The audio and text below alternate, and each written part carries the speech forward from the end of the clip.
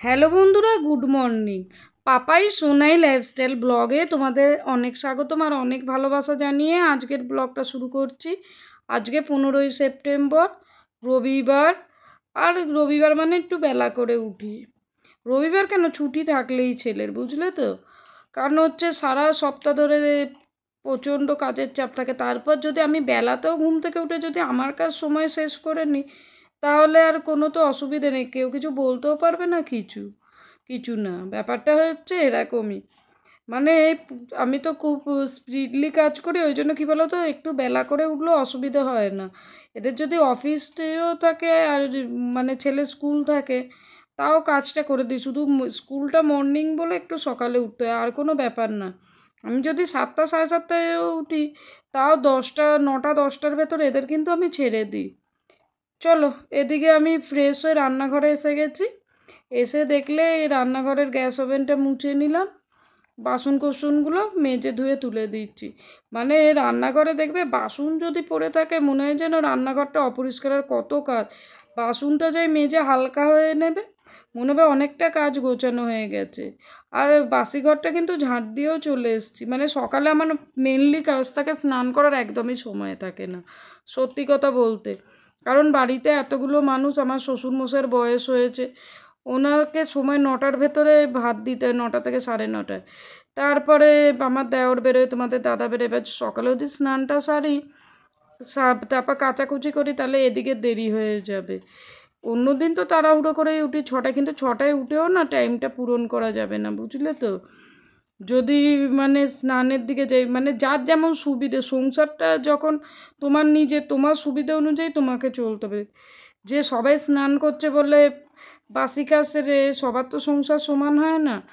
আমরাও স্নান করি, পুজো করি, সাবান কাচি, মানে যার যার নিজের টাইপ, সংসারের টাইপ অনুযায়ী তাকে চলতে হয়। আর বয়স্ক লোক থাকলে তো কথা নেই, বলো না। মানে আমার শ্বশুরমশাই 9:30টার ভেতরকার 1 মিনিট দেরি হলে খিদে পেয়ে যায়, তখন নিজেদেরই খারাপ লাগে। একটা বাচ্চার বয়স্ক লোক যখন দেখবে খাবার চাই, যদি খাবার না হয়, তখন খুবই খারাপ লাগে। আর এই যে তোমাদের দাদা বেরোবে, তোমাদের দাদারও ডালিয়াটা তৈরি করে দিলাম। মানে সকালে আমাদের এই ভাগ ভাগ খাবার করতে এক হাতে একটুখানি কষ্টও হয়ে যায়। মানে তাড়াহুড়ো তাড়াহুড়ো একটা অভ্যেস হয়ে গেছে, এই তাড়াহুড়ো করে করে, জানো তো। আর এদিকে দেখো, ডালিয়াটা রেডি করে নিয়েছি। আজকে আর পেঁপে ছিল না, একটু পটল, করলা, পেঁয়াজ, কাঁচা লঙ্কা, মানে মোটামুটি সবজি দিয়ে করে দিয়েছি। সুগার পেশেন্ট বললে তো খায় না। আর এদিকে চলো কটা পরোটা করে জলখাবারটা দিয়ে দিই সবাইকে, কারণ প্রত্যেক দিন তো মুড়ি খেতে ভালো লাগে না। আর বাইরে যেমন ওয়েদার, বৃষ্টি বৃষ্টি, একটু লুচি পরোটা হলে খারাপ লাগে না। যখন সেই গরম পড়েছিল, মানে খাবার দেখলে লুচি পরোটা কি, এমনি পাতলা মাছের ঝোলই যেন খেতে ইচ্ছে করছিল না। এই ওয়েদার ভালো হলে তখন একটু খেতে ইচ্ছে হয়। এই জন্য আমার শাশুড়ি মা বলতো, বৌমা জানো তো, শীতকালে বেশি করে খেয়ে নিতে হয়, কারণ গরমকালে তো মানুষে খেতে পারে না, জুস দেও তো হবে মানুষকে। ওই জন্য শীতকালে যা খুশি খেয়ে নাও, গরমকালে সেটা দিয়ে জোজো।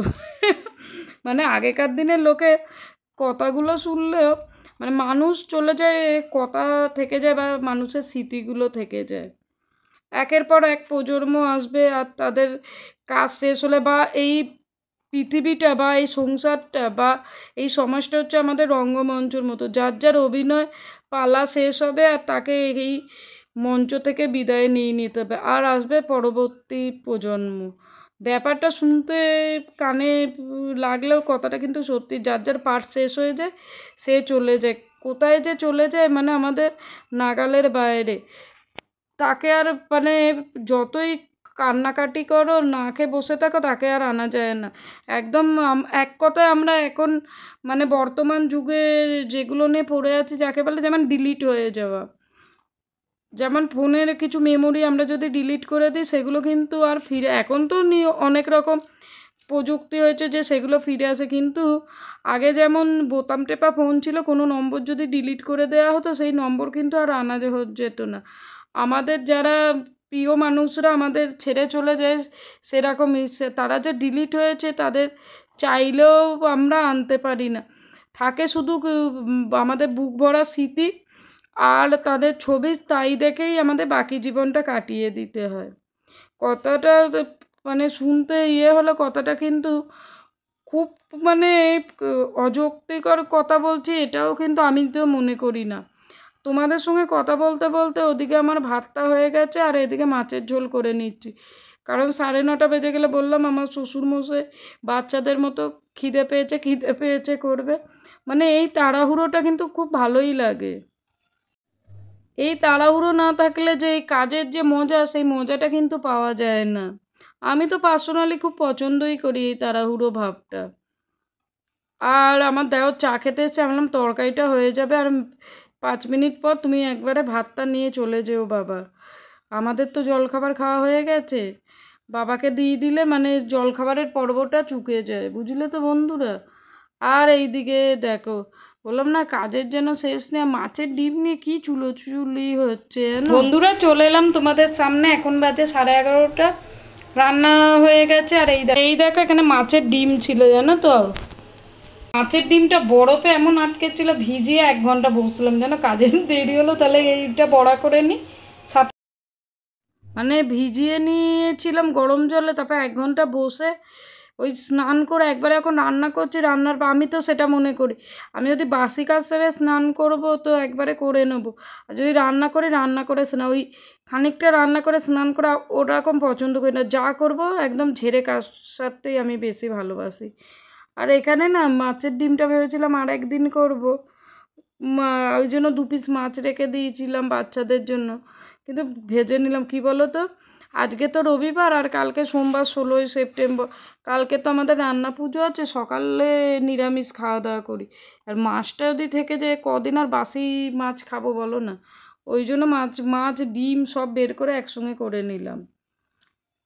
আর এদিকে দেখো এই টেবিলটা একদম মুছে পরিষ্কার করে নিলাম, সব ছাতু টাতু খেয়ে মানে এমন অবস্থা হয়ে থাকে না, চিন্তা করতে পারবে না। আমি ভাবি যদি আমি 1 সপ্তাহ বাড়ি থেকে চলে যাই, ছাতুতে মানে নোংরাতে ঘরদোর যেন একাকার করে দেবে। আর তোমাদের দাদা যখন ছাতুটা খেয়ে বেরোয় না, এমন অবস্থা হয়ে থাকে টেবিলের, আমি ভাবি যদি 1 সপ্তাহ না থাকি পুরো চেয়ারে শুধু ভর্তি করে দেয়, কী যে হবে তার নেই ঠিক।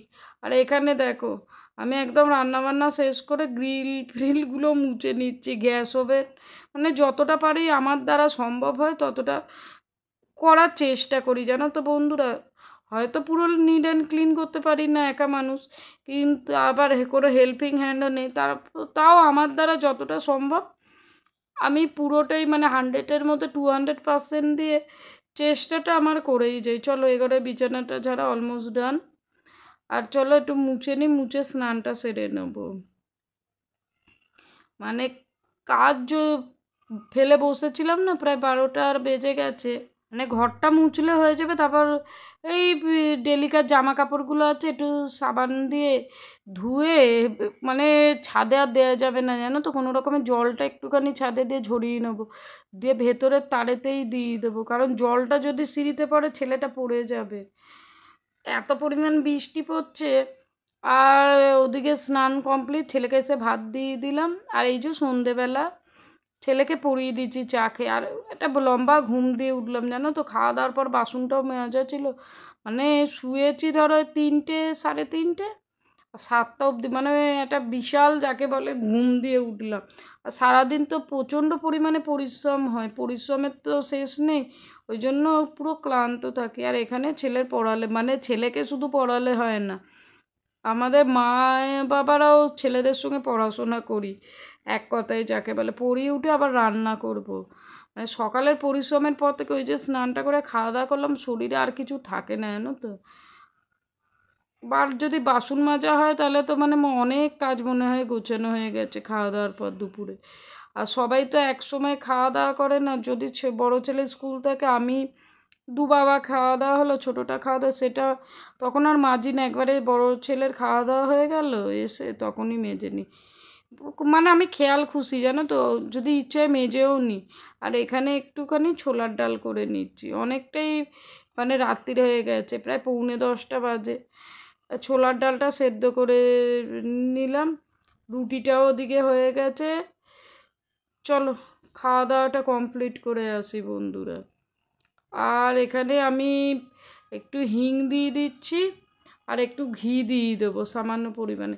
আর তোমাদের দাদার যেহেতু সুগার না, মানে চিনি দিই না একদম তা বলবো না, কিন্তু খুব কম পরিমাণে দিই। যেমন আর ছোলার ডালে চিনি দিই, একটু শাক চচ্চড়ি ধরো পুঁই শাকের চচ্চড়ি করে তখন তো সামান্য দিতে হয় বলো, টেস্ট তো হয় না।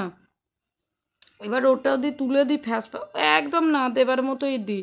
চলো এখানে বাটি বাটি করে ছোলার ডালটা আমি নিয়ে নিলাম। আর রান্নাঘরের অবস্থা খুব খারাপ, আর কালকে না একটুখানি তাড়া ভাবছে, ওই জন্য কী বলো তো, খাওয়া দাওয়ার পরে গ্যাস ওভেনটা মুছে বাসন যে কটা পারবো মেজে নেবো, কারণ তোমরা তো ভালো করেই জানো সবাই একসময় আমাদের খাওয়া দাওয়া করে না, ওই জন্য একটু অসুবিধা। আমার আমার খাওয়া দাওয়া কমপ্লিট, এবার যে কটা বাসন আমি হাতের কাছে পড়েছে মেজে ঘষে তুলে নিচ্ছি, কারণ যদি কাল সকালে ছেলে বাবা ওরা বেরোবে 8টার মধ্যে, ওদের না টিফিনটা করে দিতে হবে। এবার বাসন পড়ে থাকলে না আমার একটু বিরক্তিই লাগে।